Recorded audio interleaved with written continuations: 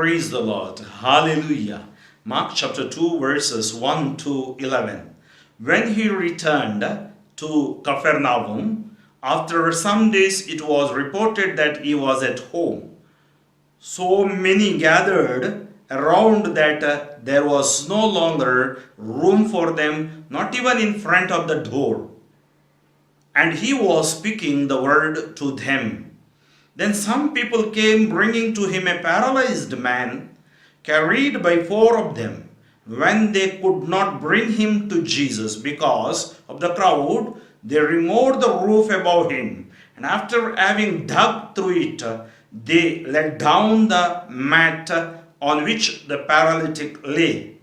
When Jesus saw their faith, he said to the paralytic, "Son, your sins are forgiven." Now some of the scribes were sitting there, questioning in their hearts, "Why does this fellow speak in this way? It is blasphemy. Who can forgive sins but God alone?" At once Jesus perceived in his spirit that they were discussing these questions among themselves, and he said to them, "Why do you raise such questions in your hearts?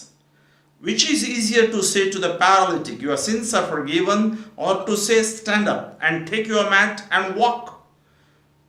But so that you may know that the Son of Man has authority on earth to forgive sins, he said to the paralytic, 'I say to you, stand up, take your mat and go to your home.'" Heavenly Father, as your Son Jesus healed the paralytic, I claim the healing those who are paralyzed, those who are bedridden, and those people are suffering due to COVID-19. May they receive healing in Jesus' name. Touch them, heal them, bless them, deliver them. May Almighty God bless the Father and the Son and the Holy Spirit. Amen. Father Franklin D'Souza, Diocese of Shimoga. Pray for me, friends. Amen.